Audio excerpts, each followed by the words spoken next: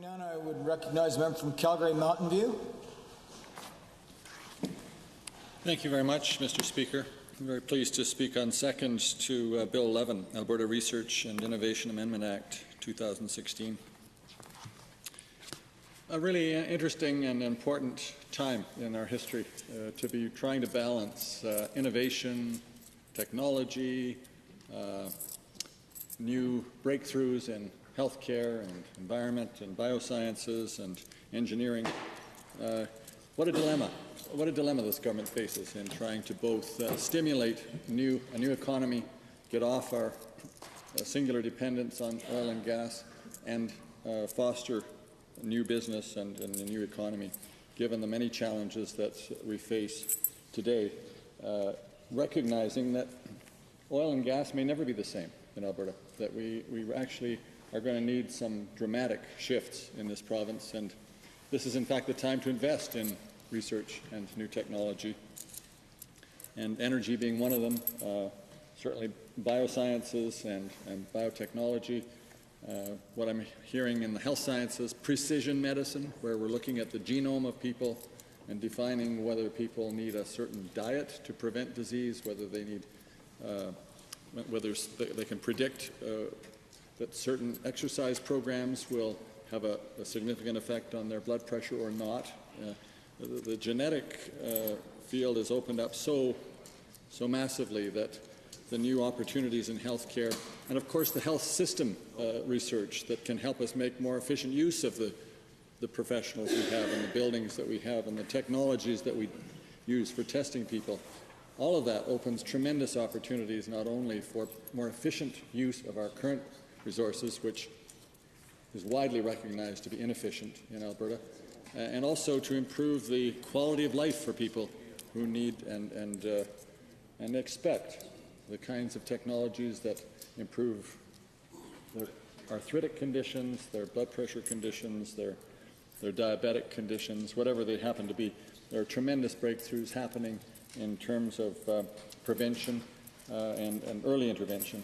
And health in particular, I guess I'm starting to get to the roll-up of Alberta Innovates health solutions into this large amalgam called Alberta Innovates is a problem. It is going to reduce our visibility on the national stage.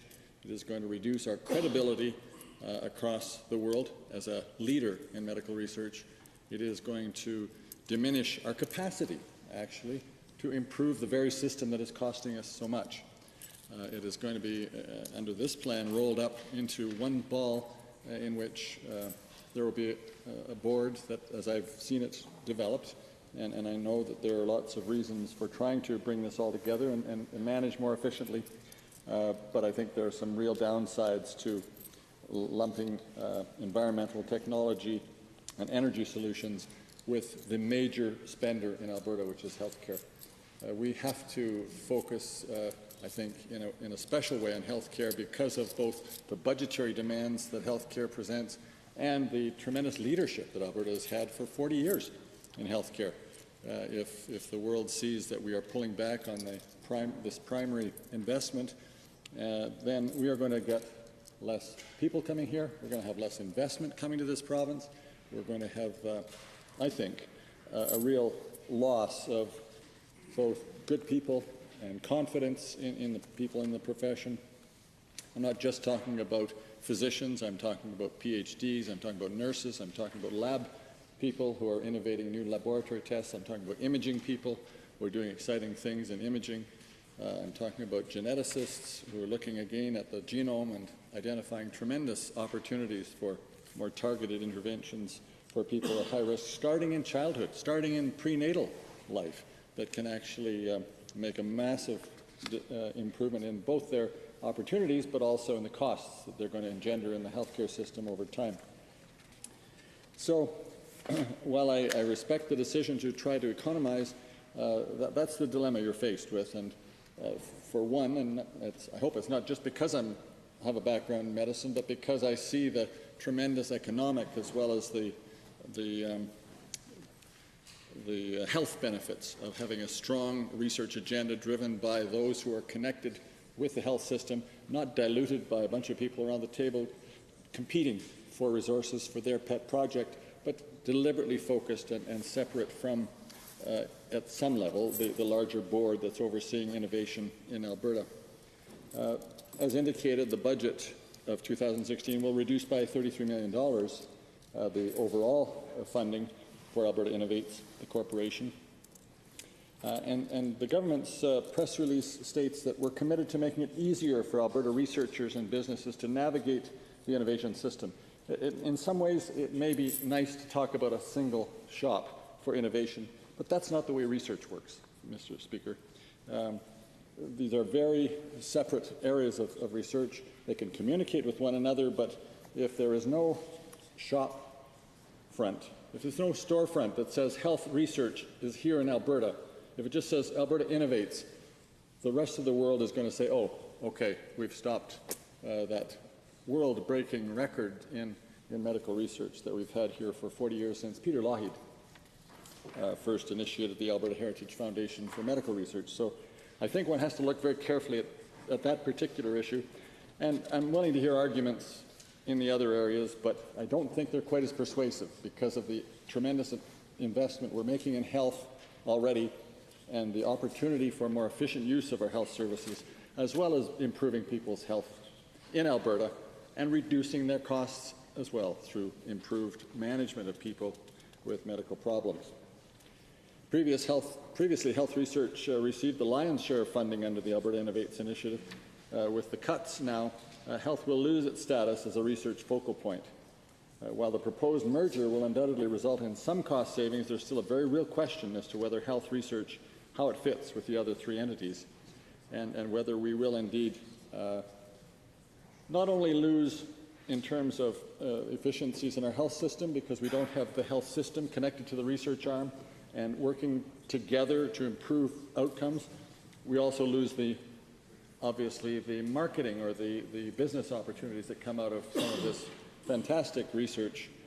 For example, our Dean of Medicine here has discovered some tremendous new approaches to hepatitis C, and this, of course, is improving the quality of life and the length of life and the productivity of people. So we've been leaders on a number of fronts, transplant and health promotion and prevention leadership as well. So I will be in committee suggesting that we try to find a way to amend the bill. Not that we haven't made some good decisions here in terms of cost cutting, in terms of amalgamating, in terms of reducing redundancy and the management, by all means. Nobody has any problems with that, as long as it doesn't cause the unexpected or undesirable side effects of cuts to international funding for all these areas, loss of business opportunities that we're all obviously going to be faced with. If we don't do the research, we can't develop the technologies and market them around the world here. It's a very double-edged sword, the direction we're taking now, and certainly on the area of health innovation, I think we should seriously look at how we can include that, especially since it received an $80 million annually endowment back in the day that has continued to fund, through the interest on that fund, it continued to fund tremendous research. In some ways, it would be disingenuous, at least, if not a misappropriation, to take that endowment, which was dedicated to medical research by past governments and indeed by philanthropists who have donated to that endowment. It would be, to some extent, unacceptable to pull that money out of health research and put it into other areas just because you want to. Some people have made serious commitments in their lives to research and have come here. Some of them have been here 20 years working on and improving our systems of care and our base laboratory technology, lab studies. So I think we are going to have to look at that carefully and debate it. And I would hope that the government could see a way to include under the larger